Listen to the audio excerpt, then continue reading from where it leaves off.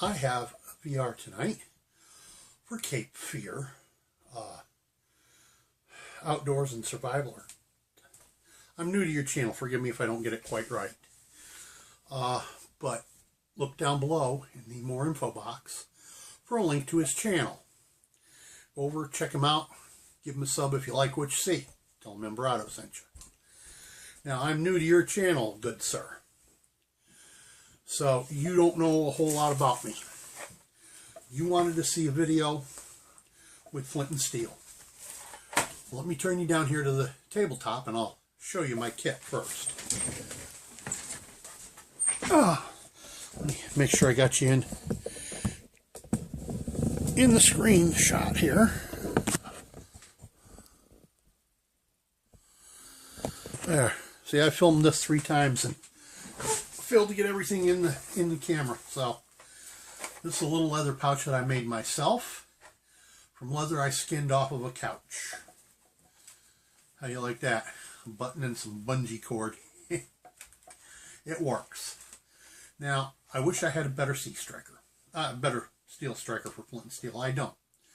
What I'm using is a busted off 10 by ½ inch X24T reciprocating saw blade, hacksaw blade, and my own homemade char cloth and a piece of chert. Now, I'm actually filming this in reverse of the order in which you will see it. I filmed the making of the fire outside. Now I'm inside at the kitchen table filming this to show you what I used. So let me show you how I do this, because I did it in almost near blackness outside. That way you could actually see the sparks. I filmed that 3 times earlier in the day and could not get the sparks to show up on camera. So,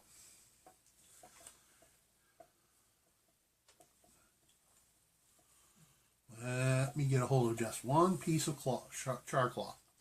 Now here's how I do this. First I tear these long strips in half. Flip it over. Tear it in half again and flip it over again. And this is going to be the piece that goes on the back of my flint rock. Flint, chert, whatever you want to call it, don't matter. Like so. And then using the piece of the blade, you can see the marks on it, I hope. And I strike it down like this to get my sparks. I don't know if they're showing up in here or not, but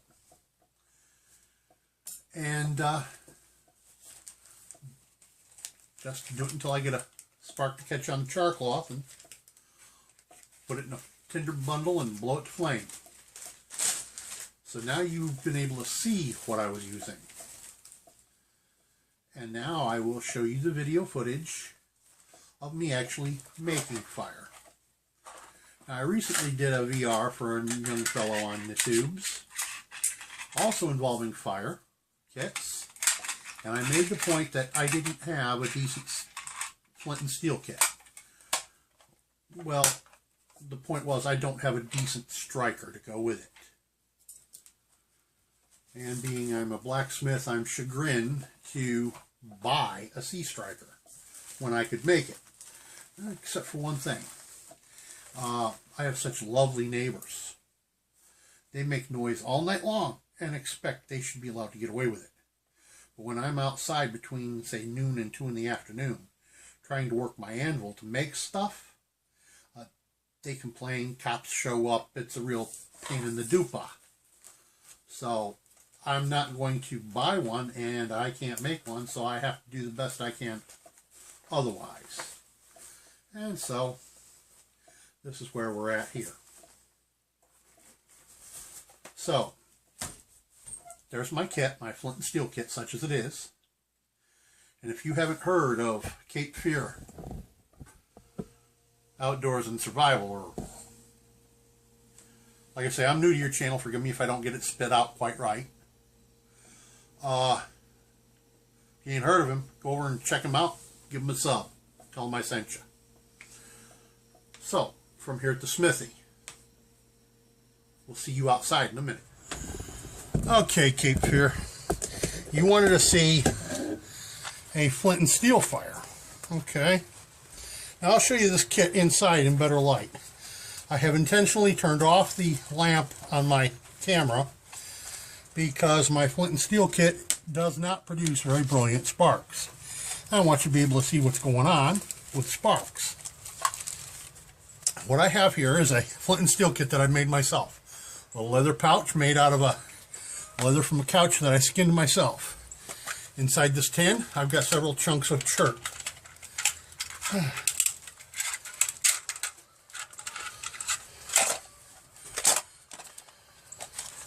Now, I haven't got any cedar done up because I haven't been out in the woods. So I'm using a piece of newspaper to stand in for said cedar bark. And my steel tonight, I don't have a proper C striker. I wish I did. I have a busted hacksaw blade.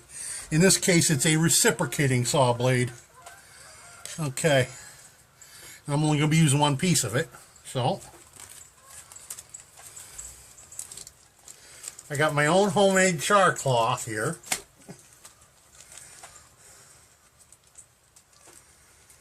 And I realize you can't see this too well. But when I set off the paper bundle, there'll be plenty of light. You'll be able to see everything in the viewfinder then. Now, this is just a newspaper bundle with a hole in the center. I'm going to stick a piece of char cloth in the center there, just to be sure I get this to pull off. Okay. Oh, bother. And then I'm going to take a piece of char cloth. Now, I like to tear this thing into several pieces. That way I have leading edge close to where the sparks are going to be, with threads sticking out to catch those sparks.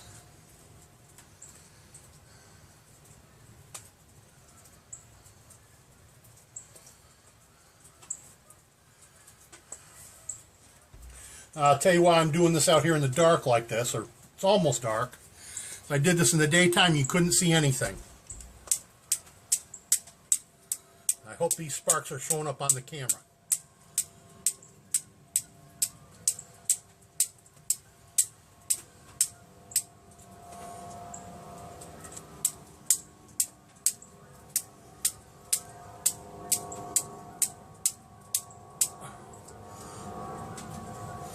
Produce lots of sparks, but trying to get the char cloth to catch one is the fun part.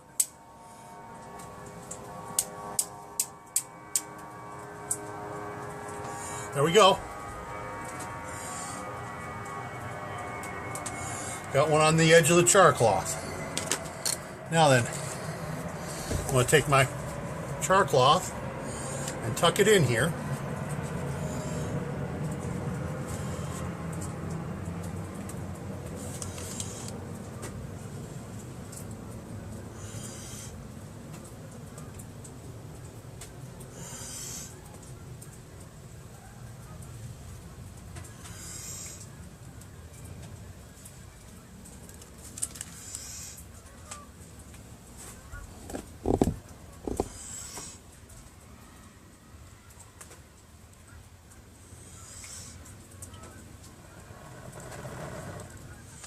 And voila, firelight.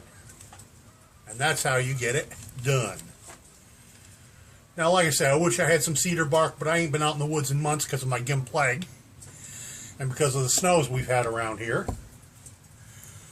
But any combustible will do, right? Now, I'm new to his channel, and I'll leave links down in the description box. If you haven't seen his channel, go check him out. Tell him Emberado sent you.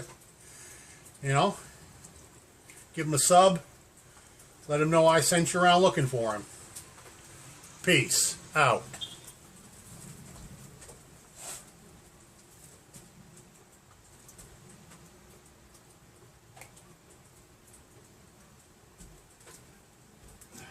By the way, don't forget to